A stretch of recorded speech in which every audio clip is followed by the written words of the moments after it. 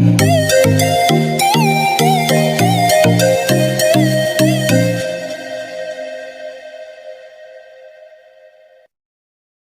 हमने कल जो लॉ पढ़ा था, हमारा पैरेललोग्राम लॉ था, है ना, वो उसकी एक शॉर्ट कमिंग है। उसकी एक शॉर्ट कमिंग क्या है कि ये जो सिर्फ है, ये सिर्फ दो फोर्सेस के लिए एप्लीकेबल है, सिर्फ टू फोर्सेस के लिए। अब भाई ऐसा तो है नहीं कि हमारे पास हमेशा हर बॉडी के ऊपर दो ही फोर्स लगेंगे, दो से ज़्यादा भी लग सकते हैं। फोर्सेस तो कितने भी ज़्यादा हो सकते हैं। तो उसके लिए भी हमारे पास कोई लॉ होना चाहिए या कुछ होना चाहिए कि हम जिससे ज़्यादा लॉज हो, ज़्यादा फोर्सेस हो, तो कैसे हम उसको रिजॉल्व करेंगे या कैसे सॉल्व करेंगे। ठीक है, तो उसके लिए भी है हमारे पास ऑल्टरनेट। ठीक है, और वो लॉ है हमारे पास, that is a polygon law. That is a polygon law. अब पॉलीगॉन लॉ में क्या है, इसमें कितने भी फोर्सेस हो, एन नंबर ऑफ फोर्सेस हो, कितने भी हो, 2 हो, 3 हो, 4 हो, 5 हो, 10 हो, 1000 हो, सबका इससे रिजल्टेंट इक्विलिब्रियम, आप जो भी रिजल्टेंट है वो निकाल सकते हो पॉलीगॉन लॉ से। Okay, what do you mean by guys polygon? What do you mean by this? मतलब क्या है पॉलीगन का? Close figure. Close figure, More than 5 sides, 4 sides. More than 4 side, वो पेंटागन होता है जो आप बोल रहे हो। अच्छा, सर्कल पॉलीगन है? Yes sir. क्यों? इसमें सर साइड्स अगर कहाँ इसे हैं? मैक्स क्लोज सर इसमें है, अगर हम मैक्सिमाइज करें तो इसमें साइड साइड्स नहीं। बनती हैं सर। अच्छा, ऐसा है क्या? Yes sir. तो मतलब साइंटिस्टों ने ऐसा सोचा होगा कि हम उसको मैक्सिमाइज करेंगे तो सर्कल को भी पॉलीगन बोलेंगे। देखो, सर पॉलीगन इज एनीथिंग, हम इसमें इसमें आगे वर्ड लगा रहे हैं पॉली। पॉली का मतलब क्या है, इसमें कितनी भी साइड्स हो सकती हैं, it can have any number of the sides. ठीक है, तो circle is also the polygon with infinite number of the sides. ठीक है, infinite number of the sides अगर हम बोल देते हैं तो पॉलीगन ही है नहीं है? हम जैसे जैसे देखो, ट्राइंगल है, ट्राइंगल भी एक पॉलीगन है। हम इसमें साइड बढ़ा रहे हैं, स्क्वायर करा, है ना, मैंने इसको फिर 5 साइड्स करा, पेंटागन, है ना, ऐसा हेक्सागन करा। ठीक है, मतलब करता गया मैं साइड्स। तो जितनी मैं साइड्स बढ़ाता जाऊंगा, जैसे जैसे मैं साइड्स बढ़ाता जाऊंगा, वैसे वैसे ये सर्कल को अप्रोच करता जाएगा। बात समझ पा रहे हो? जितनी मैं नंबर ऑफ साइड्स बढ़ाऊंगा उतना ये सर्कल के नियर जाता जाएगा। तो इसलिए ही सर्कल को भी कभी कभार क्या बोलते हैं हम लोग, it is also the polygon with infinite number of the sides. और कभी आप इसको जूम इन करके देखोगे, आप कभी देखोगे तो पिक्सल्स वगैरह में ये सर्कल लाइन से ही मिलके बनता है ना, बहुत सारी लाइन्स होती हैं बेसिकली, उससे ही मिलके बनता है ना। ठीक है, कोई भी जो कर्व बनता है कंप्यूटर में, आप लोग जानते होंगे इसको, कंप्यूटर में कोई भी कर्व होता है वो कभी भी परफेक्टली कर्व नहीं होता, वो लाइंस का ही बेसिकली, लाइन से ही बनता है। छोटी छोटी लाइंस को हम किस तरीके से जोड़ते हैं उसी से ही कर्व बनता है ना। So polygon is something which have a, you can say the close shape and it can have any number of the sides. बस क्लोज शेप कंडीशन है इसकी, कुछ भी कितनी भी नंबर ऑफ साइड्स हो सकती है। ठीक है, सर्कल भी पॉलीगन है, ट्राइंगल भी पॉलीगन है। ठीक है, लाइन पॉलीगन है? No sir. Yes sir. No, sir. इसको यस सर, पॉलीगन है। पॉलीगन है क्या? Line is also the polygon, फिर तो पॉइंट भी पॉलीगन हो गया, 9 है तो, है? ठीक है, देखो, अब ये पॉलीगन जो लॉ है, ये हम कितने भी फोर्सेज हो, एन नंबर ऑफ फोर्सेज हो, उसके लिए लगा सकते हैं। ठीक है, तो समझना है इसको कैसा है।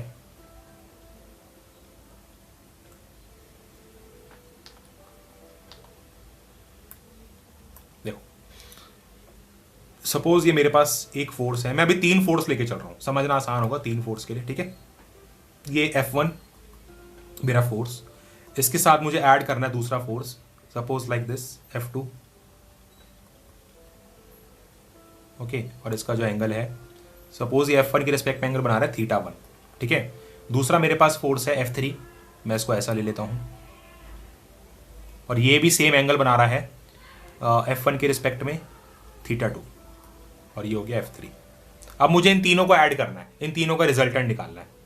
ठीक है, इन तीनों का रिजल्टेंट निकालना है, तो मैं क्या करूंगा, पॉलीगॉन लॉ क्या कहता है हमारा, कि आप इस फोर्स को लो, F1 को लिया मैंने, इसको स्केल से बना दिया, इसके साथ मैं इसकी F1 के हेड के साथ F2 की टेल को अटैच कर दूंगा, इसकी पूंछ को अटैच कर दूंगा with same magnitude F2, with same magnitude F2 and with same angle θ1, क्योंकि मैंने θ1 जो एंगल लिया था F1 के रिस्पेक्ट में लिया था, है नहीं है? तो मैं इसी के साथ जस्ट इसको मैं क्या करूंगा, हमारे पास जो ड्राफ्टर होता है, मिनी ड्राफ्टर से मैं यहाँ पे इस एंगल पे सेट करूंगा और यहाँ पे लाके जस्ट सेम मैग्नीट्यूड का यहीं पे ड्रॉ कर दूंगा। समझ पा रहे हो? ऐसे ही मैं यहाँ पे क्या करूंगा, F3 है, F3 को भी F2 की टेल के साथ इस तरीके से अटैच कर दूंगा, इसी तरीके से भी सेम, ठीक है, इस तरीके से with same angle theta 2, with same angle theta 2, और ये हो गया F3। ओके, तो ये 3 फोर्स हो गए। अब रिजल्टेंट क्या होगा, जो यहां पे ये साइड ओपन रह गई, अगर मैं यहां पे इस साइड को क्लोज करूं, जो F1 की टेल है उसको F3 की हेड के साथ अटैच करूं लाइक दिस, तो ये मेरा क्या हो गया, इस फोर्स का रिजल्टेंट हो गया, इन तीनों फोर्स का रिजल्टेंट हो गया। बात समझ आई गाइस? मैं कितने भी फोर्स होते हैं ना यहाँ पे 4 5 6 7 8, मैं उनको इनकी हेड के साथ ऐसे अटैच करता रहता, सबके हेड के साथ अटैच करता रहता, और ये फिगर आगे एक्सटेंड होती रहती है, कहीं पे भी जा सकती थी, मुझे नहीं पता कहाँ पे जाती, कट भी हो सकती थी, ये हो सकता है यहीं से आगे इसी के साथ दोबारा कट भी हो जाए, फिर दोबारा, फिर जो भी साइड स्टार्टिंग वाले फोर्स की टेल और एंड वाले फोर्स का जो हेड होगा, जो साइड उन दोनों को ज्वाइन करेगी उसको मैं मेजर कर लूंगा, तो वो जो मुझे रिजल्टेंट का मैग्नीट्यूड दे देगा। मुझे यहां से क्या पता चल जाएगा, आर, इसको मैं मेजर करूंगा तो मैग्नीट्यूड आ गया, है ना, इन तीनों का मैग्नीट्यूड होगा ये, मतलब इन तीनों फोर्सेस को मैं इस अकेले फोर्स से रिप्रेजेंट कर सकता हूं, मतलब इन 3 फोर्स को F1 F2 F3 को अकेला ये झेल सकता है, ठीक है, अकेला ये रिप्लेस कर देगा, ये ऐसा फोर्स है मैग्नीट्यूड रिजल्टेंट। वेक्टर क्वांटिटी है, वेक्टर क्वांटिटी के लिए हमें एक चाहिए होता है मैग्नीट्यूड, दूसरा चाहिए होता है क्या, दूसरा क्या चाहिए होता है, डायरेक्शन, डायरेक्शन मींस एंगल, है ना। तो अब ये वाला एंगल मैं मेजर कर लूंगा, डी रख के मैं यहां से इसको मेजर कर लूंगा, तो मेरे पास ये एंगल आ जाएगा कितने एंगल पे। तो इन तीनों फोर्सेस को मैं इस आर मैग्नीट्यूड के फोर्स से विद एंगल अल्फा अगर मैं प्लेस कर देता हूं, तो ये तीनों के इक्वल होगा, ये तीनों के क्या होगा, ये फोर्स जो है ये तीनों के इक्वल है, like this, with same magnitude this and with this angle alpha, ठीक है। तो ये जो मेथड है, ये मेथड है ग्राफिकल, ये मेथड क्या है, ग्राफिकल, नहीं तो नजर आ रहा है ना। तो ग्राफिकल तो हम बेसिकली सिर्फ समझने के लिए होता है हमारा, हम पेपर में तो लगा नहीं सकते इसको, है नहीं, हमारा पेपर तो ऑब्जेक्टिव है। कन्वेंशनल पेपर होता, बीटी का एग्जाम होता था, चलो क्वेश्चन कर सकते थे, लेकिन इससे तो कर नहीं पाएंगे, है नहीं है। यहां तक समझ आएगा इस, पहले ये बताओ।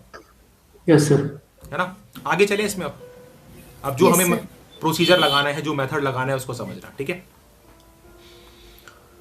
देखो सर एक बार ये अल्फा का रिपीट कर दो। हाँ, अल्फा का रिपीट कर देना बेटा।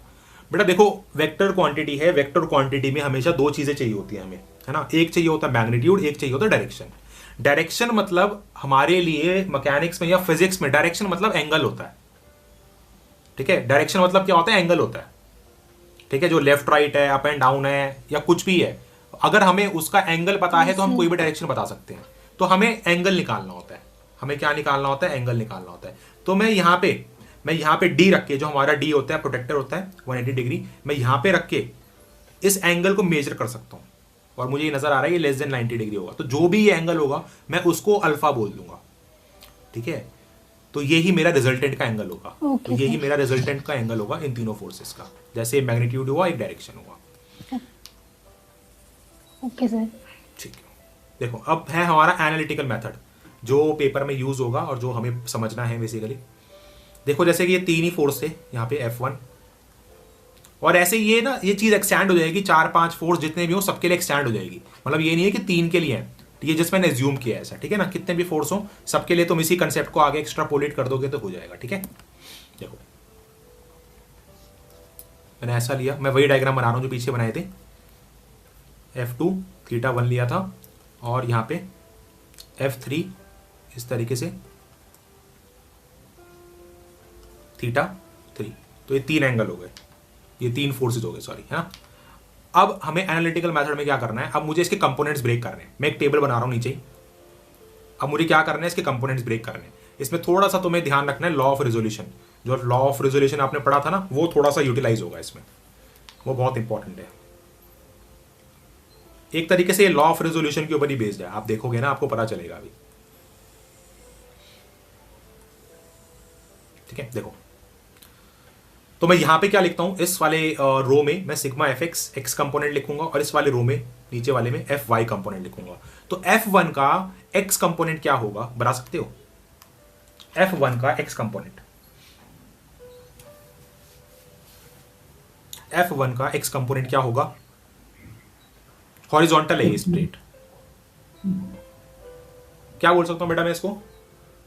सर F1 ही होगा। F1 ही होगा ना, मतलब F1 cos 0 हो गया ना, तो F1 ही हो गया है यस ना। सर।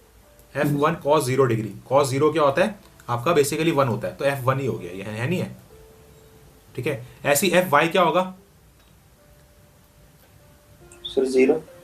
Fy साइन 0 तो 0 है ना, जीरो। तो मैं इसको लिखूं साइन 0 क्या होता है? 0, तो ये क्या हो गया? 0 है नहीं? और ये नजर भी आ रहा है क्योंकि सिर्फ ये x में ही है, y में तो कुछ है ही नहीं, है ना? ये तुम्हें नजर भी आ रहा होगा। ठीक है, तो ऐसे ही F2 का कंपोनेंट क्या होगा? x F2 का component F2 cos theta. F2 cos theta 1 है ना, क्योंकि हम इसका ये Yes, वाला sir. लेते हैं ना, एंगल के साथ वाली साइड लेते हैं ना, बताया था ना लॉ ऑफ रिजोल्यूशन। तो क्या हो गया ये? F2 cos theta 1। ऐसे ही साइन ये क्या होगा? Fy F2 sin theta. F2। Guys sin बात थीटा 1। ये समझ आ रहा है ना ऐसे क्यों लिखा है? Yes sir. अब आते हैं F3 पे। F3 को लिखने के दो तरीके हैं, पहले आप बताओ कौन सा लिखे? ये F थीटा 2 था ना यहाँ पे, हाँ थीटा 2, ठीक है 2 है ये, हाँ बताओ क्या लिखें? F3 का कंपोनेंट क्या होगा? Minus F3 theta 2 cos theta 2 minus minus F3 F3 cos theta 2, ठीक है। और देखो इसका एक और तरीका ये भी ठीक है, इसके मैं आपको दो तरीके बताऊंगा लिखने के। ठीक है, मैं अभी सिंपली मैं जो एंगल ले रहा हूं ना यहाँ पे, ये ध्यान रखना, मैं एंगल सारा पॉजिटिव एक्स के रिस्पेक्ट में ले रहा हूं। तो जब हम कभी भी एंगल पॉजिटिव एक्स के रिस्पेक्ट में लेते हैं तो सिंपली एक्स में क्या रहता है? एक्स में सारे कॉस कंपोनेंट रहते हैं और वाई में सिर्फ क्या है? सारे साइन कंपोनेंट रहते हैं। तो मैं इसको ये भी लिख सकता हूं without considering the sign, that is F3 आपका कॉस थीटा 2 और यहाँ पे F3 साइन थीटा 2। बस मतलब यहाँ पे जो भी फोर्स होंगे, अगर मैं इसके रिस्पेक्ट ले रहा हूँ पॉजिटिव एक्स के रिस्पेक्ट में, तो मैं यहाँ पे वही एंगल के साथ में साइन कॉस लेके चलूंगा एक्स में और वाई में लेके चलूंगा साइन। एक तरीका ये होता है, एक तरीका ये होता है इसका, जैसा कि कार्टेशियन कोऑर्डिनेट में, जिस कार्टेशियन कोऑर्डिनेट में इसके प्रोजेक्शंस आएंगे उसके अकॉर्डिंग इसमें करेंगे, तो उसमें साइन का ध्यान रखना पड़ता है। ठीक है, तो दोनों से बताऊंगा, अभी मैं न्यूमेरिकल सॉल्व करूंगा तो दोनों से बताऊंगा। अभी जस्ट मैं ये लेके चल रहा हूँ, अभी जस्ट रूल बनाने के लिए अभी मैं ये मेथड लेके चल रहा हूँ। ठीक है, तो अब क्या करूंगा? अब मैं जो एक्स वाले कंपोनेंट है ना सारे, इन सबको एक साथ ऐड कर दूंगा। एक्स वाले कंपोनेंट जो है इनको एक साथ ऐड कर दूंगा। ठीक है, मैं यहीं पे लिख रहा हूं, उसको मैं लिख दूंगा sigma F X equal to the summation of all three. ऐसे ही sigma F Y is the summation of the all three. ठीक है, यहां तक ठीक है ना गाइस? Yes sir. ठीक है, देखो अब क्या करेंगे, हमारा जो रिजल्टेंट है, रिजल्टेंट का फॉर्मूला होता है, अब मैंने ये सॉल्व कर दिया यहां से, तो रिजल्टेंट हमारा क्या आता है? That is sigma F X का square plus sigma F Y का स्क्वायर। यहां से मेरा आ गया रिजल्टेंट। ओके ओके गाइस, यहां से मेरा आ गया ये रिजल्टेंट। ठीक है, हमें एक ये चाहिए होता है रिजल्टेंट, और क्या चाहिए होता है? डायरेक्शन डायरेक्शन, है ना? तो डायरेक्शन कैसे निकालेंगे? Same tan alpha is equal to the sigma F Y by sigma F X. खत्म। तो यहां से मुझे, मैं अल्फा सॉल्व कर लूंगा तो मेरे पास एंगल आ जाएगा, यहां से डायरेक्शन आ जाएगी एंगल मतलब, और यहां से मैग्नीट्यूड आ गया। तो ये फॉर्मूला है, ये यूज होगा हमारे लिए, क्योंकि इससे तो करेंगे नहीं, हमारे पास कोई कंपास डी वगैरह स्केल्स वगैरह थोड़ी होगा एग्जाम में, है ना? ये होता है ग्राफिकल मेथड, ये होता है एनालिटिकल मेथड। कंपोनेंट्स ब्रेक करे, कंपोनेंट्स ऐड करा, उन दोनों इंडिविजुअल एक्स कित का सबको एक साथ ऐड करके स्क्वायर प्लस वाई को स्क्वायर करके ऐड, अंडर रूट कर लिया तो रिजल्टेंट आ गया। और ऐसे ही आपका tan alpha is equal to sigma F Y by sigma F X, ये कर लिया तो ये आ गया। ठीक है, यहां तक क्लियर हुआ? तो ये फॉर्मूलेज याद रखने हैं, पॉलीगॉन लॉ में ये दो फॉर्मूलेज हैं। और इसका मतलब क्या है सिग्मा एफ एक्स का और सिग्मा एफ वाई का मतलब समझ आ रहा है यहाँ पे क्या है? एक्स वाले सारे कंपोनेंट एक साथ ऐड कर दिए, सिग्मा मतलब सारे जो भी रिस्पेक्टिव चीजें होती हैं सब ऐड हो जाती हैं। और एक्स क्यों लिया है? क्योंकि एक्स डायरेक्शन वाले देख रहे हैं। एक्स क्यों लिया? क्योंकि एक्स डायरेक्शन वाले कंपोनेंट हैं। ऐसे ही सिग्मा एफ वाई सारे वाई कंपोनेंट ऐड हुए। समझ पा रहे हो ना इसका मतलब? मैथमेटिकल मतलब क्या है इसका? It is just a way of Yes, sir. representing this. Okay. So these two formulas are important. अब क्वेश्चन करते हैं तो क्वेश्चन से समझ आएगा ये कंपोनेंट्स वगैरह का खेल क्या है. ठीक है, चलें आगे. इससे आप ना दो फोर्स वाला जो क्वेश्चन था जो पैरेललोग्राम से करते थे वो भी कर सकते हो इस वाले से. ठीक है, क्योंकि ये n नंबर ऑफ फोर्सेस के लिए either force can be minimum, it can be 2 और up to n, any number of force can be there. ठीक है, किसी को कोई दिक्कत है यहां तक तो पहले पूछ लो, नहीं तो आगे चलते हैं. अभी मैं सिंपल एक क्वेश्चन लेता हूं, छोटा सा क्वेश्चन लेता हूं. ठीक है, हमें सिर्फ दो फोर्स हैं, F1 है सिर्फ समझने के लिए अभी 10 न्यूटन और F2 है 20 Newton. Angle between them is angle between them is 60 degree. Find the resultant. Find resultant, और प्लीज कोई कैलसी यूज मत करना. Find resultant R and alpha. ठीक है, कोई भी कैलसी मत यूज करना भाई. ठीक है, प्लीज कैलसी यूज करोगे कोई फायदा नहीं है.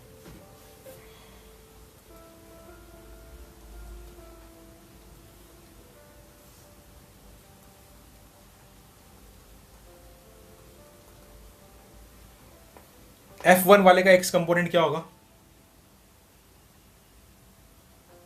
10 y कंपोनेंट क्या होगा?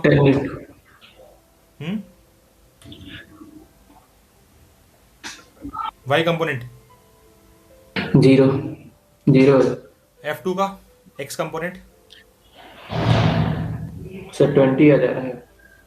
20 into 1/10 है. F2 बेसिकली 20 cos 60 ना. मैंने क्या बोला, सिर्फ x में cos यूज करना है. ठीक है, तो cos 60 क्या होता है 1/2. इसको भी सॉल्व करोगे 10 ही आ जाएगा, है ना. ऐसे ही Fy क्या होगा, Fy में साइन लेना है 20. 10√3 हो जाएगा सर. ठीक है, तो साइन 60 क्या होता है √3/2, सो 10√3. तो ये इक्वेशन बन रही है, ये बेसिकली सॉल्व करके आ रहा होगा. अब सिग्मा करने के लिए मैं यहीं पे ऐड कर रहा हूँ इन दोनों को. ठीक है, सो यहाँ पे 10, तो सिग्मा एफ एक्स कितना आ गया, दैट इज 20, और ये कितना है 10√3 ओनली. सो अब इसका अंडर रूट करोगे, सो ये क्या हो गया 20 का स्क्वायर. इंडिविजुअल करना होता है बेसिकली. ठीक है, कंप्लीट नहीं करना होता. और 10√3 इंडिविजुअल कंपोनेंट्स का स्क्वायर करना है. बहुत से बच्चे क्या करते हैं, ऐसा कर देते हैं 20 + 10√3. ये मत कर देना, क्योंकि फिर तो ये रूट से डायरेक्टली बाहर आ जाएगा.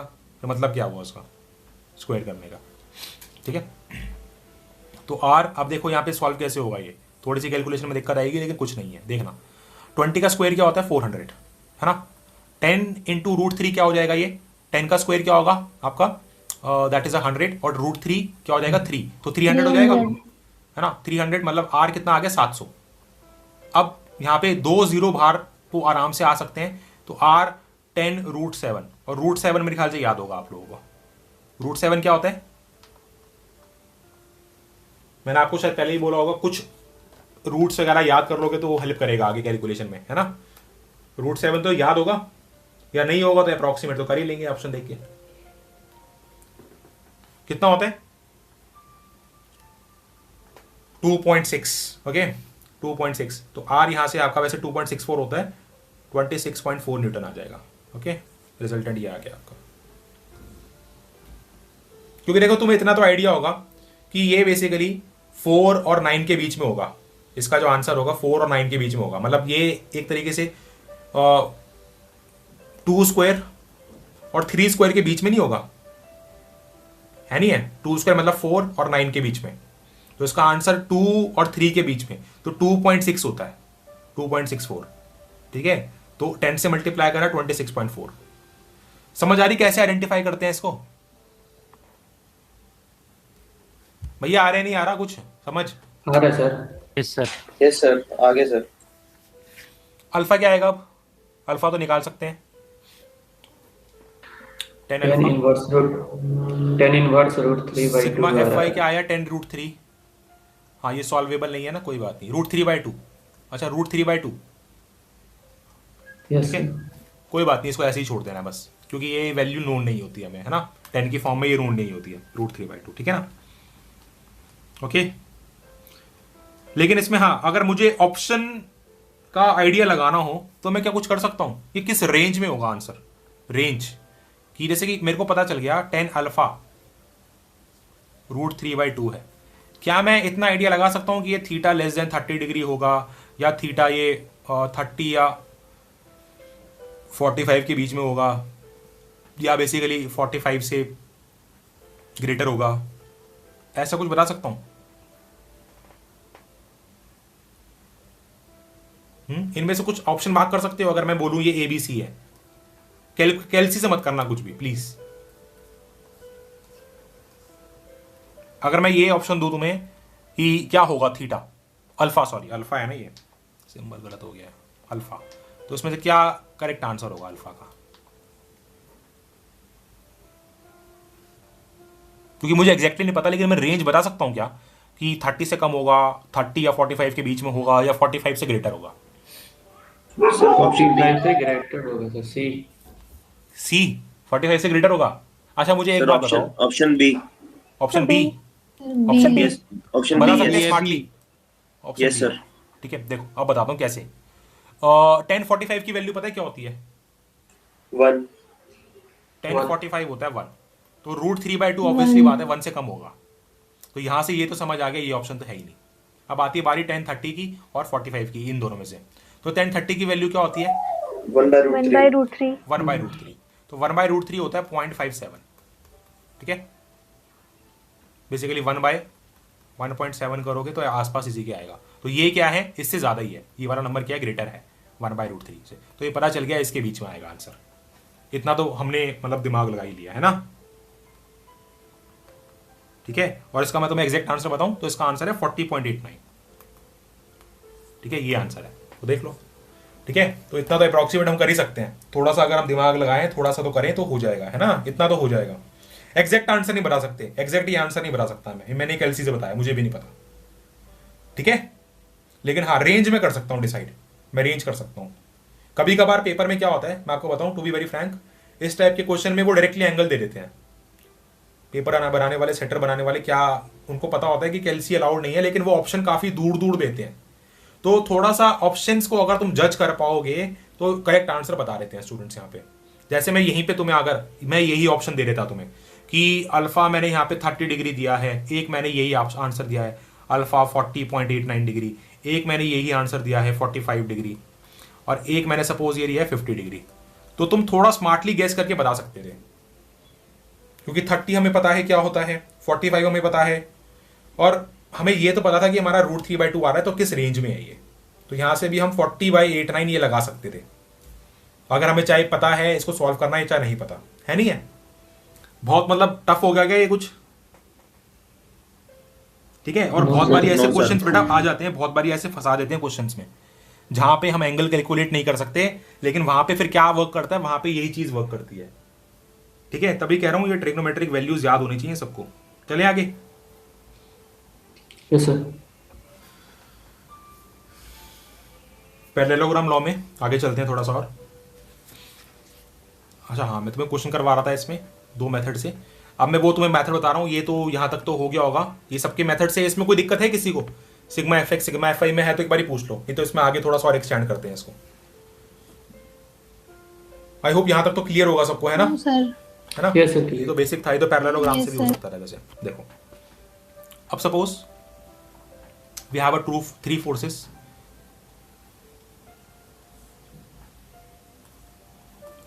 टेन न्यूटन, 20 न्यूटन और 30 न्यूटन। ठीक है, ये एंगल है 30, लेट्स से ये एंगल ले लेते हैं 150। अब इनका रिजल्टेंट बताना है तीनों का। ठीक है, तीनों का रिजल्टेंट बताना है आपको बस। Are 10 20 30 at angle of 30 degree and 150 degree.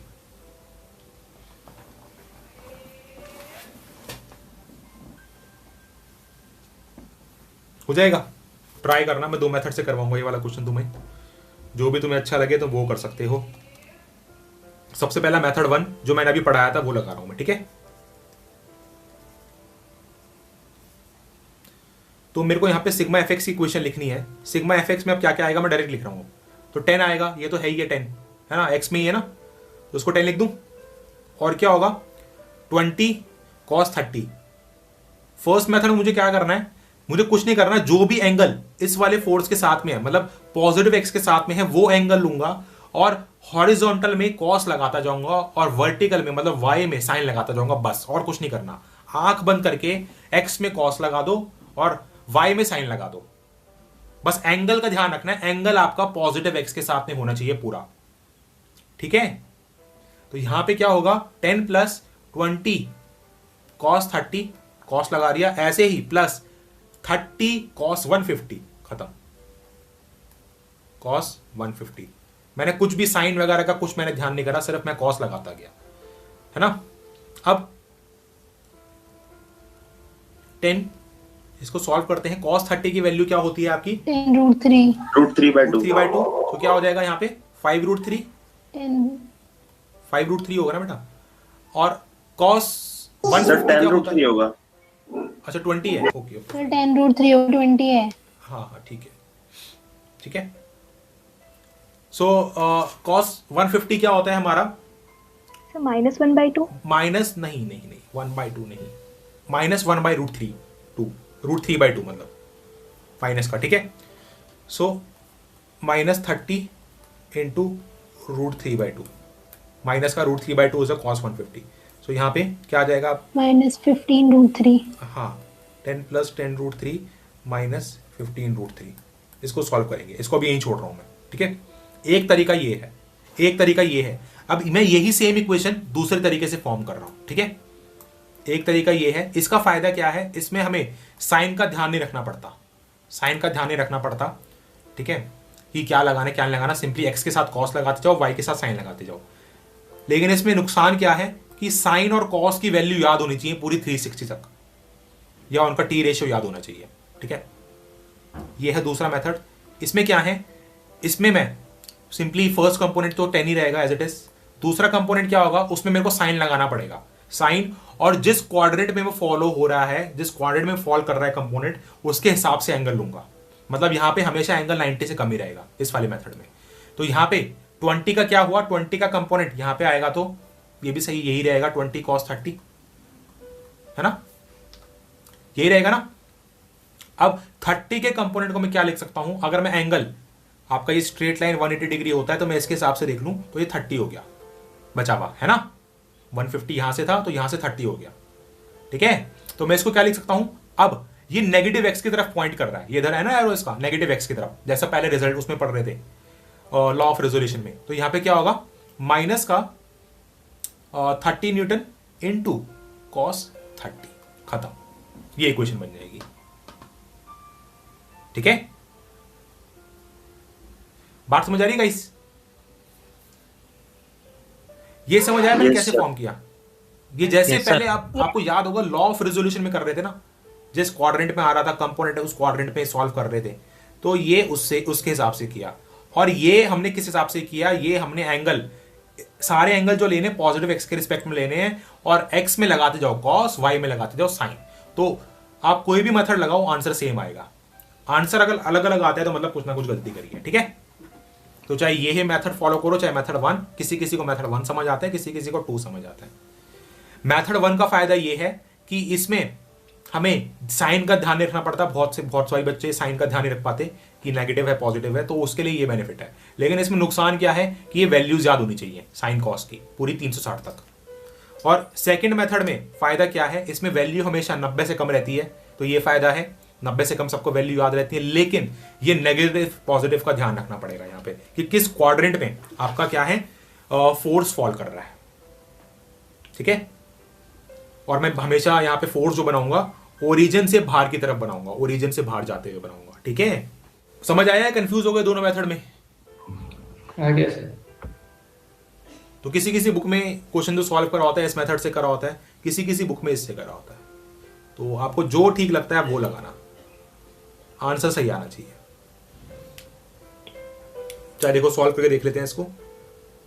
अब इसका मैं सिग्मा एफ एक्स करूं तो 10 तो मैं बाहर ले लेता हूं कॉमन, 1 + 2 cos 30 क्या होता है आपका √3/2, ठीक है। तो √3 बचेगा, है ना, ठीक है। और माइनस का cos 30 अगेन √3/2, सो क्या बचेगा यहाँ पे आपका 1.5,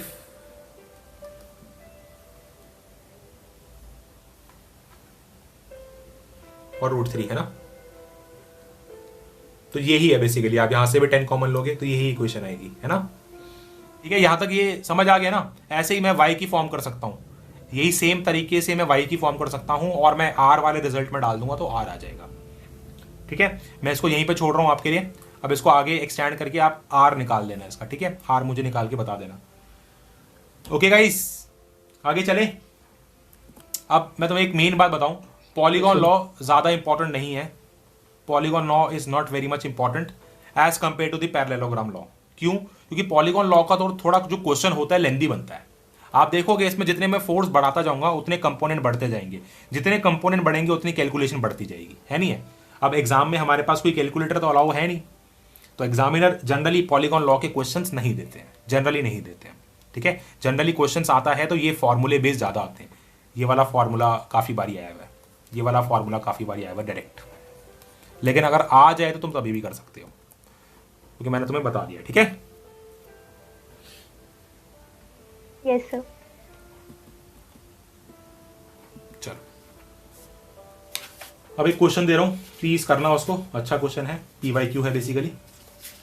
3 forces 2p 3p and 4p act along 3 sides of the equilateral triangle.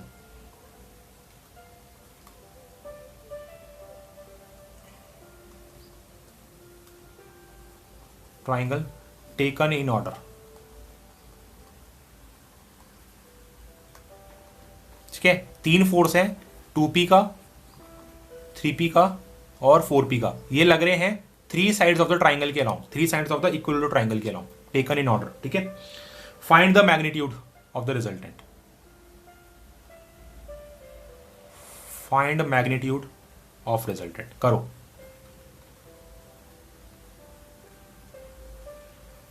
अब ऐसा लग रहा होगा इसमें एंगल ही गिवन नहीं है कुछ भी, तो कैसे होगा, है ना। 60 डिग्री होगा। इक्विलेटरल ट्रायंगल में 60 डिग्री होता है। हाँ बिल्कुल, यही लगाना है, बहुत अच्छे। अच्छा मैं डायग्राम दे देता हूँ इसके लिए, डायग्राम के हिसाब से करना। ये इक्विलेटरल ट्राइंगल है आपका, ये वाला लेना 4p, ये 3p,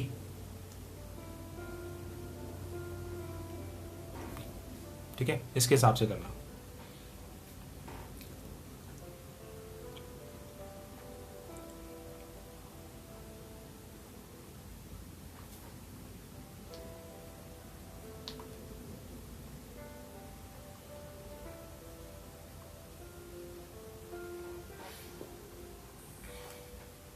हो रहा है किसी का?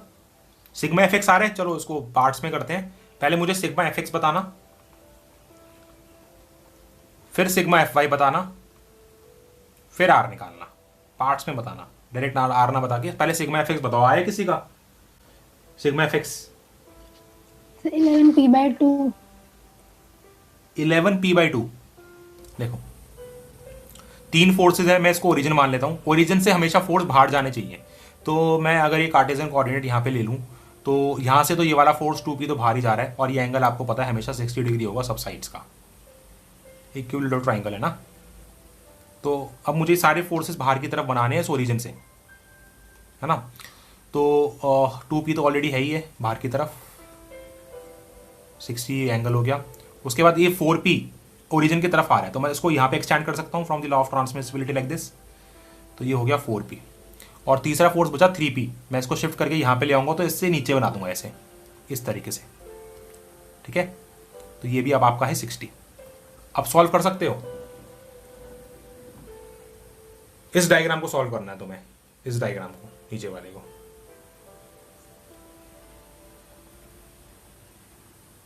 देखो लिखे हैं इसकी इक्वेशन, एफ एक्स वाली इक्वेशन लिखते हैं। तो क्या बनेगा सबसे पहले? 2p cos 60 आएगा,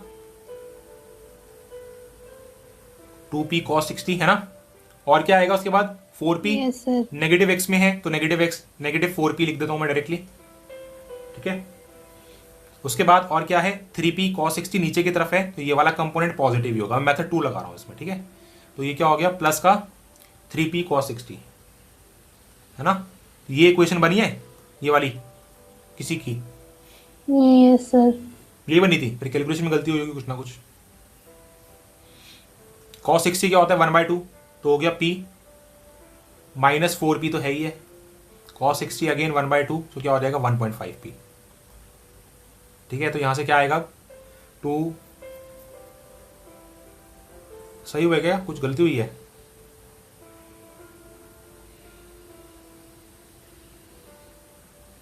p माइनस 4p और ये है ना, हाँ ठीक है, ये 2.5 हो गया प्लस करके और -4, तो कितना आ रहा है माइनस का 1.5p, है ना? ये आ रहा है आपका सिग्मा fx। समझ आया?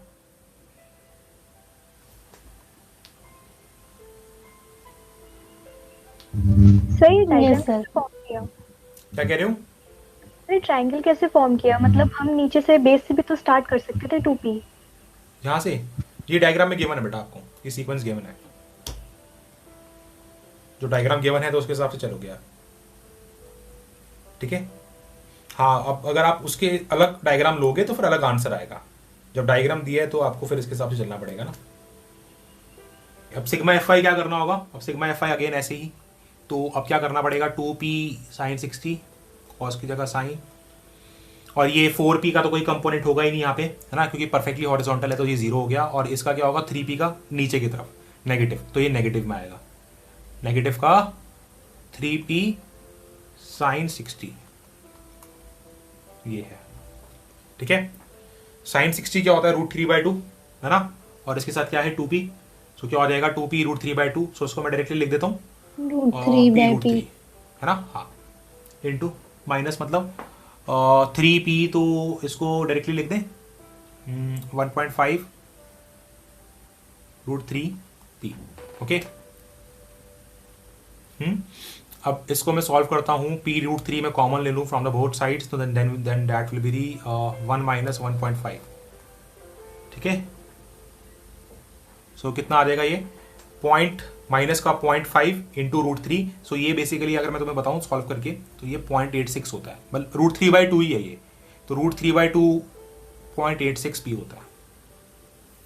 ठीक है, विद नेगेटिव साइन। ऑलराइट, अब इसको रिजल्टेंट के फॉर्मूले में रख दो, इसको रिजल्टेंट के फॉर्मूले में रख देते हैं। रिजल्टेंट का फॉर्मूला क्या होता है? That is a sigma F X का स्क्वायर, मतलब 1.5 का स्क्वायर प्लस 0.86 p का स्क्वायर, p यहाँ पे भी है। ठीक है, और नेगेटिव नेगेटिव तो बेसिकली पॉजिटिव हो जाएगा, कोई दिक्कत ही नहीं है उसमें। 1.5 का स्क्वायर क्या होता है हमारा 15 का 2.25p, है ना, और ये अप्रॉक्सीमेट करना पड़ेगा 0.86, हमें नहीं पता। ठीक है, लेकिन मैं हाँ इसको इतना कर सकता हूँ कि 0.8 ले लेता हूँ मैं इसको, 0.8 तो मतलब कितना ले लूँ 0.64 से अगर मैं थोड़ी हायर साइड ले लूँ तो कितना ले सकता हूँ, थोड़ा सा हायर साइड 0.7 ले लेते हैं इसको, अप्रॉक्सीमेट, आंसर तो मैच हो ही जाएगा। ठीक है, ऑलराइट, तो ये लगभग इसमें ऐड करोगे तो लगभग अप्रॉक्सीमेटली आर क्या आ गया आपका p, अप्रॉक्सीमेटली बोल रहा हूँ, अप्रॉक्सीमेटली √3, मैंने अप्रॉक्सीमेटली करा है, आंसर तो मैच करवा ही देगा तुम्हारा ये। Okay, yes sir. ठीक है, बाकी आप इसकी कैलकुलेशन करोगे तो ये एग्जैक्ट आंसर है, पता है आपको, ये एग्जैक्ट आंसर है।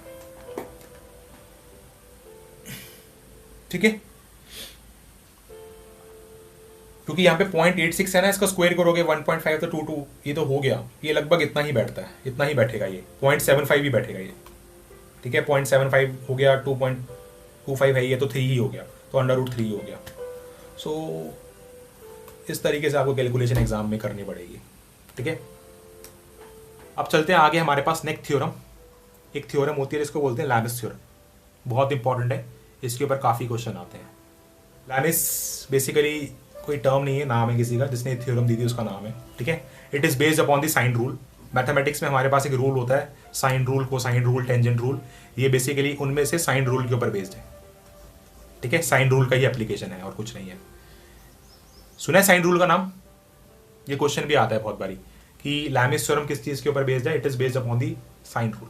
और ये जो लैमिस थ्योरम होती है ये सिर्फ 3 फोर्सेस के लिए लगती है। 3 वो फोर्स कैसे होने चाहिए? 3 फोर्स, कॉन करंट और कोप्लेनर। अगर ये कंडीशन सेटिस्फाई नहीं हो रही तो ये लैमिस थ्योरम नहीं लगेगी, कॉन करंट एंड कोप्लेनर।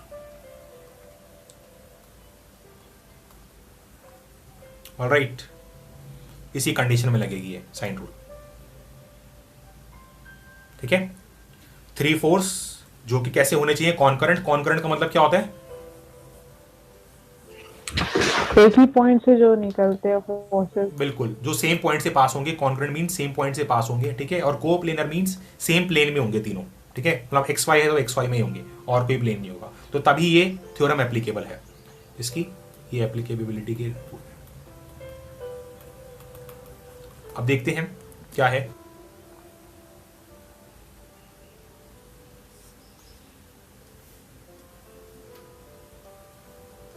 अबे 3 फोर्स कैसे हैं? Concurrent and coplanar. कोप्लेनर है ना, कॉन्करेंट और कोप्लेनर है क्योंकि सेम पॉइंट से पास कर रहे हैं, कॉमन पॉइंट, और एक ही प्लेन में है। आप इनको देख पा रहे हो, एक प्लेन में एक्स वाई में, है ना। अब देखो इनके बीच में जो एंगल्स हैं, इन तीनों के बीच में जो एंगल्स हैं,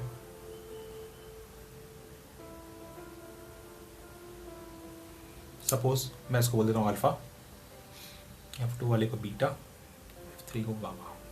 तो अब हमारा लैमिस थ्योरम क्या कहता है? जो हमारा बेसिकली ये फोर्स है F1, ये हमारा फोर्स जो है डायरेक्टली प्रोपोर्शनल होगा किसके? एंगल के, sine of the angle of the opposite जो फोर्स है उन दोनों के बीच का जो एंगल है उसका। ठीक है, मतलब कि साइन एंगल, साइन अल्फा का प्रोपोर्शनल होगा। ऐसे ही F2 जो है हमारा, this will be proportional to the angle of the forces on the opposite side, मतलब अपोजिट एंगल जो है, तो इसका साइन ले लेंगे, साइन बीटा। ऐसे ही F3 is proportional to the sine क्या होगा? गामा, गामा, है ना। तो ये 3 हो गए। अब बेसिकली प्रोपोर्शनैलिटी के साइन को रिमूव करते हैं। प्रोपोर्शनैलिटी के साइन को रिमूव करते हैं तो क्या आता है? F1 is equal to the C sine alpha. ठीक है, F2 is equal to the C sine beta. ठीक है, कांस्टेंट आएगा ना। ये रूल होता है मैथमेटिक्स में कि कभी भी किसी भी प्रोपोर्शनैलिटी के साइन को रिमूव करते हैं तो हमेशा कुछ ना कुछ कांस्टेंट आता है। तो वो कांस्टेंट क्या होगा? तीनों केस में सेम होगा क्योंकि सेम बॉडी है। ठीक है, F3 is equal to C sine gamma. ठीक है, आ जाएगा ये इस फॉर्म में, यस सर। है ना। अब मैं यहां से इन तीनों से ये C कॉमन ले लेता हूं, यहां से मैं तीनों से C बाहर निकाल देता हूं, ये C। तो क्या हो जाएगा? मैं इसको क्या लिखूंगा? अगर मैं C बाहर ले लेता हूं, that is F1 C is equal to the F1 C is equal to the F1 by sine alpha, ऐसा लिख सकता हूं ना। Yes. Yes sir. This is equal to the F2 by sine beta, this is equal to the F3 by sine gamma. बस यही है हमारा Lami's theorem, ये रिलेशन। ठीक है, ये रिलेशन। और यहाँ पे जो इंपॉर्टेंट रिलेशन होता है वो ये होता है F1 F2 F3 वाला, साइन अल्फा बीटा गामा। ठीक है, तो यहाँ पे क्या होता है, करना क्या होता है, जनरली पेपर में क्या देते हैं? एक फोर्स देंगे, यहाँ से ये वाला एक फोर्स देंगे तुम्हें, सपोज ये 10 न्यूटन फोर्स दिया, और इनमें से कोई 2 एंगल दे देंगे और बोल देंगे अदर 2 फोर्स बताओ क्या है, F1 F2 बताओ क्या है। तो वो हम इस थ्योरम को यूज करके निकाल सकते हैं, इस थ्योरम को यूज करके निकाल सकते हैं। पहली चीज ये। ठीक है, यहां तक क्लियर है गाइस? रिलेशन क्या है, समझ आया? अब यहां पे बस एक चीज का ध्यान रखना, इस रिलेशन में ये ध्यान रखना, यहां पे मैंने जो F1 लिया है इसके नीचे जो एंगल लिया अपॉन में साइन अल्फा, ये इसका अपोजिट एंगल है। यहां पे बीटा नहीं लिखोगे या ना ही गामा, ये क्या है? Opposite angle. ऐसे ही F2 का अपोजिट एंगल क्या है? बीटा। F3 का अपोजिट एंगल क्या है? गामा। तो ये इस फिगर के अकॉर्डिंग ये वाला रिलेशन है। अगर सपोज मैं यहां पे ये चेंज कर दूं, अगर मैं सीक्वेंस से चेंज कर दूं, और बहुत बार ये आ भी जाता है क्वेश्चन में इस तरीके से, अगर वो क्वेश्चन में डायग्राम तुम्हें उस तरीके से दिया है, एंगल्स उस सीक्वेंस से दिए हैं, तो वो रिलेशन फॉलो करोगे तुम। सपोज मैं यहाँ पे F1 के अपोजिट बीटा लिख देता हूँ और F2 का यहाँ पे अल्फा ले लेता हूँ और यहाँ पे गामा, तो अब ये वाला रिलेशन फॉलो नहीं होगा। अब ये रिलेशन यहाँ पे ट्रू नहीं है, ये गलत है ऑप्शन। ठीक है, अब क्या होगा इसका रिलेशन? दैट इज F1 बोलना बाय साइन क्या आएगा? Beta beta beta is equal to the F2 by sine gamma gamma gamma is equal to the F3 by sine alpha. तो अल्फा। अब ये रिलेशन फॉलो होगा, ठीक है। पेपर में क्या होता है, रिलेशन चेंज कर देते हैं, यही अल्फा बीटा गामा की सीक्वेंस चेंज कर देते हैं। जैसे एक ऑप्शन ये दे दिया, एक ऑप्शन ये दे दिया, और भी 2-3 ऑप्शन फ्रेम कर सकते हैं। तो पूछ लेते हैं लैमिस थ्योरम कौन सा इसमें से वैलिड है, कौन सा ट्रू है, ठीक है। तो वो उस डायग्राम के अकॉर्डिंग चलोगे। अगर डायग्राम वाइग्राम नहीं दिया, कुछ भी नहीं दिया, तो F1 के कॉरस्पॉन्डिंग तुम अल्फा ही सेलेक्ट करोगे, F2 के कॉरस्पॉन्डिंग बीटा ही, F3 के कॉरस्पॉन्डिंग गामा ही, यही सेलेक्ट करोगे अगर डायग्राम नहीं दिया तो, ठीक है। Okay sir. क्योंकि सीक्वेंस होती है 1 2 3, ऐसी अल्फा बीटा गामा सीक्वेंस होती है हमेशा, तो रिस्पेक्टिवली चलता है। अगर डायग्राम गिवन है तो उस हिसाब से चलोगे। पहली चीज ये। अब दूसरी चीज, चल अब एक क्वेश्चन करते हैं, छोटा सा क्वेश्चन है।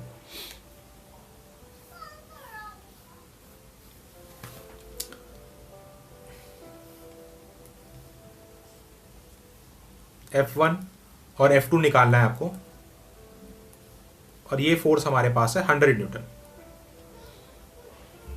ये एंगल है 120 डिग्री, ये वाला एंगल भी 120 डिग्री। बताओ F1 और F2 क्या आएगा? जल्दी बता दो, जल्दी जल्दी।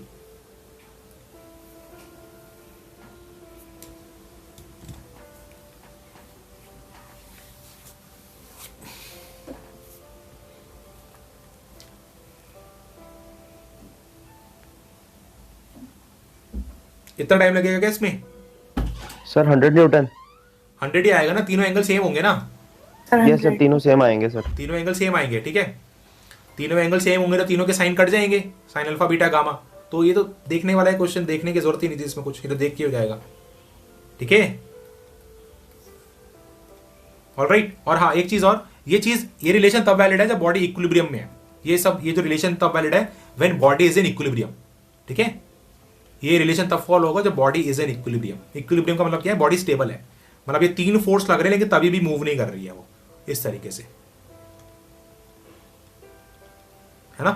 ये जो भी रिलेशन हम पढ़ रहे हैं सारे इक्विलिब्रियम के लिए पढ़ रहे हैं, जो आपने पहले भी पढ़े सब इक्विलिब्रियम के लिए हैं, किसी में भी बॉडी मूव नहीं कर रही है। ओके, समझ आ गया ना? ये तो कैसे करा मैंने, 100 क्यों लिखा यहां पे, यस सर। देखो अब क्वेश्चन करते हैं एक्चुअल।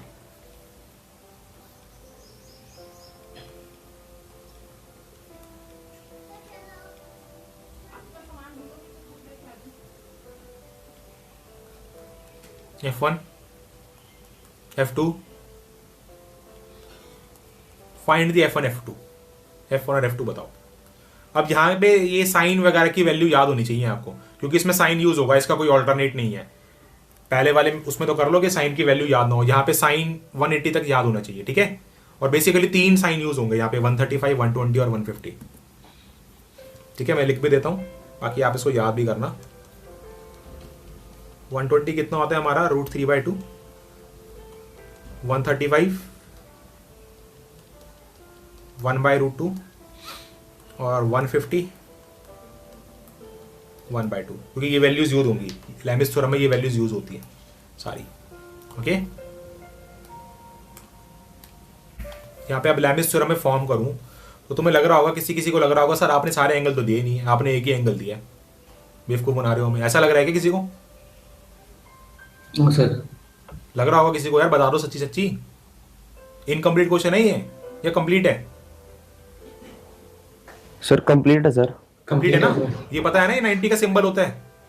Yes yes sir. पता है ना, चलो अच्छी बात है, बता दो। ये 90 है, ये 120 है, तो ये रिमेनिंग कितना हो गया? 150 150 है ना, पता है ना। 360 का रिजल्ट होना चाहिए, यस सर। समेशन। बहुत हर बैच में बच्चे आते हैं, एक आधा जिनको पता नहीं होता ये सब चीजें, तो भाई पूछ लिया करो, शर्माया ना करा करो, ऐसा मत सोचा करो कि भाई क्या होगा मतलब। अब मैं यहाँ पे लैमिस थ्योरम फॉर्म करता हूं, तो यहाँ पे क्या होगा, F1 एंगल क्या आएगा, साइन 150 150 150 आएगा बेटा। उसके बाद 100 का साइन 120 उसके बाद F2 का साइन 90 90 देखो अब एक बारी क्या करना पड़ेगा, एक बारी ये रिलेशन इन दोनों को इक्वल पुट करना पड़ेगा बस, इसको छोड़ के। तो यहां से F1 अननोन है ना, क्रॉस मल्टीप्लाई कर दो तो क्या बनेगा यहाँ पे 100 इंटू साइन 150 बाई साइन 120। तुम्हारे पास सारी वैल्यूज हैं। साइन 150 क्या है 1/2, तो ठीक है 100 इंटू 1/2 और साइन 120 कितना है √3/2, ठीक है ना। तो कितना आ जाएगा यहां से 100 by √3, 100 by √3। बस खत्म, ठीक है। बाकी इसको और सॉल्व करना हो, √3 की वैल्यू हमें पता होती है 1.7 है ना, तो डिवाइड कर सकते हो 100 से, ठीक है। बाकी ऑप्शंस के हिसाब से डिपेंड करेगा। ऑप्शन अगर इस फॉर्म में है तो तुम्हारा काम हो जाएगा, डिवाइड करने की जरूरत नहीं है। अगर ऑप्शन इस फॉर्म में नहीं है बेटा तुम्हें डिवाइड करना पड़ेगा, ठीक है ना, ठीक है। अब F2 क्या करना पड़ेगा, F2 के लिए ये लगा दो, इन दोनों को इक्वेट कर दो, इन दोनों को आपस में, इन दोनों को मैं इक्वेट करता हूं तो क्या क्या बनेगा आपका, दैट इज यहां पे साइन लिखना भूल गया, F2 100 into sine 90 200 by √3, 200 by √3, ठीक है 120। तो 90 तो 1 होता है हमारा, तो 100 बाई √3 2 ऊपर आ जाएगा, ठीक है। सो 200 बाई √3 बिल्कुल। सो ये 3 फोर्स हो गए, 100 √3, 200 बाई √3 और 100 तो हमारा गिवन ही था, ठीक है। समझ आई कैसे करोगे। तो वो टाइम लगेगा क्या इस क्वेश्चन में, इस क्वेश्चन में टाइम लगेगा, इस क्वेश्चन में बिल्कुल टाइम नहीं लगता। और ये क्वेश्चन आता है नहीं सर, इसमें टाइम नहीं लगेगा, आपको ये वैल्यूज याद होंगी, बड़ी आसानी से क्वेश्चन होगा, बहुत जल्दी क्वेश्चन होगा, ठीक है। तो ये क्वेश्चन बहुत आते हैं, लैमिस थ्योरम के ऊपर बहुत आते हैं, मैंने आपको पहले ही बोला। जिस पे नहीं आता, जिस पे कम आता है मैंने वो भी बता दिया आपको। पॉलीगन पे ज्यादा नहीं आता, पैरेललोग्राम भी इंपॉर्टेंट है, लैमिस भी इंपॉर्टेंट है। तो जो इंपॉर्टेंट चीजें हैं मैं वो खास बोल रहा हूं, उन पे आप लोग भी ना कॉपी पे स्टार मार्क कर लिया करो जहां पे नोट्स बनाते हो। इसके क्वेश्चंस के लिए ना थोड़ी बहुत ज्योमेट्री आनी चाहिए तुम्हें, जो एंगल वेंगल निकालने वाली ना, तो थोड़ा सा ध्यान रखना है इसका। ज्योमेट्री थोड़ी सी अप्लाई होती है कभी कभार क्वेश्चंस में, डायरेक्ट एंगल ना देखे ना, वो ज्योमेट्रिकल फॉर्म में देते हैं तुम्हें।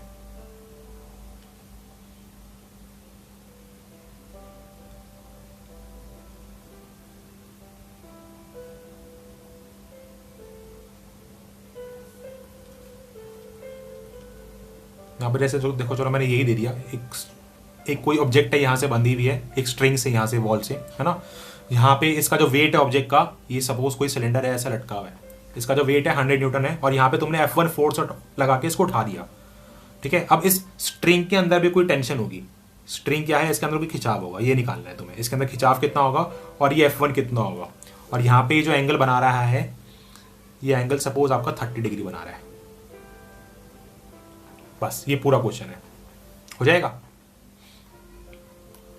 यस सर, हो जाएगा। चलो बताओ, इसका डायग्राम बना दोगे तो फिर तो जैसे जैसा पहला क्वेश्चन है वैसा ही है, ठीक है। अगर डायग्राम एंगल्स के साथ ठीक ठीक से बना दिया तो क्वेश्चन आराम से हो जाएगा, फिर कोई दिक्कत नहीं है। तो कभी कभार इस फॉर्म में भी आता है, इस फॉर्म में मतलब आपको मतलब डाटा गिवन होता है, डायरेक्टली एंगल ना देखे, डायरेक्टली ना देखे, ऐसे दे देंगे, ठीक है। तो एक एंगल तो नजर ही आ रहा है यहाँ से, ये तो 90 ही है, हाँ इसमें तो कुछ है ही नहीं। और ये दो एंगल्स क्या होंगे, T के अपोजिट तो 90 हो गया, 100 के अपोजिट क्या होगा यहाँ पे, ये वाला एंगल क्या होगा, सर 240 होगा सर। 240, 120 सर, सर 120 120 होगा ना, 240 यही एंगल ले गया तो सर। 360 में से दो अदर फोर्स क्या लेंगे भाई, ठीक है। देखो कुछ भी कर सकते हो, बहुत सारे तरीके हैं इसको निकालने के। अगर मैं यहाँ पे एक क्लोज ट्राइंगल फॉर्म कर दूं तो 90 हो गया, ये 30 हो गया, ये 60 हो गया, है ना, ये 60 हुआ, ये रेस्ट 90, तो ये वाला एंगल क्या हो गया पूरा 150। तो 150 90 ये है, तो रिमेनिंग क्या हो गया 120। ऐसे भी कर सकते रहे, ऐसा भी कर सकते रहे, एक वर्टिकल लाइन बनाते, ऑल्टरनेट इंटीरियर एंगल देखते, ये 30 होता, ये 90 होता, 90 + 30 120। यस सर, कुछ भी लगा दो, कुछ भी लगा दो, वॉट एवर यू लाइक। अब सिंपली लैमिस थ्योरम लिख दो और आपका आंसर आ जाएगा, T और F1 आ जाएगा, ठीक है। ये मैं आपके लिए छोड़ रहा हूं, कर लोगे ना। ये समझ आ गया, मेन एंगल समझना है कि एंगल कैसे निकाले, और ये कुछ ज्यादा बड़ा टास्क नहीं है ना, ज्योमेट्री है सिंपल, ठीक है। कुछ डाउट है तो पूछ लो, आज का सेशन यही एंड करते हैं।